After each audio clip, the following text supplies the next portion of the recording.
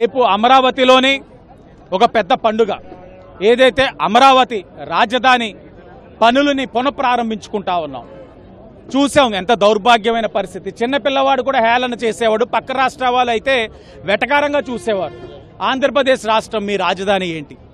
3, 6, 9 అసలు రాజధానియే లేదా? అలాంటి పరిస్థితి నుంచి ఈరోజు గర్వంగా చెప్పుకునే విధంగా ప్రతి తెలుగువాడు ఎస్ నేను ఆంధ్రప్రదేశ్ రాష్ట్రం నుంచి వచ్చాను, నా రాజధాని అమరావతి. ఆ అమరావతికి అన్ని విధాలుగా కూడా కేంద్రం ఒక సహకారం ఈరోజు అందిస్తూ ఉంది. గౌరవ ప్రధాని నరేంద్ర మోడీ గారు, ఎన్డీఏ కూటమి నాయకులు ఈ రోజున దగాపడిన ఏదైతే మోసపడిన అమరావతి రైతులందరికీ కూడా ఈరోజు ఒక పండుగ. ఎంత దారుణమండి. గత 5 సంవత్సరాలు అమరావతి రైతుల మించి వెళ్ళేటప్పుడు ముఖ్యమంత్రి ఆనాడున్న జగన్మోహన్ రెడ్డి పరదాలు కట్టుకునేవాడు.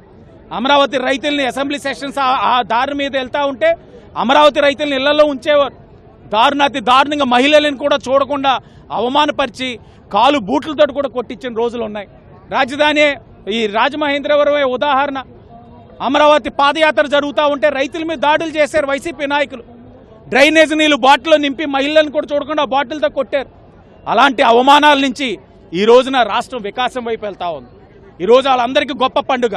విజ్ఞప్తి చేస్తా ఉన్నాను రాష్ట్ర ప్రజలందరికీ, మేధావులకి, విజ్ఞత కలిగిన ప్రతి ఒక్కరు కూడా అమరావతి రాజధానికి రండి. ఆ పనులు ప్రారంభం కాబోతా ఉన్నాయి, అడుగులు ముందుకు వేస్తా ఉన్నాం.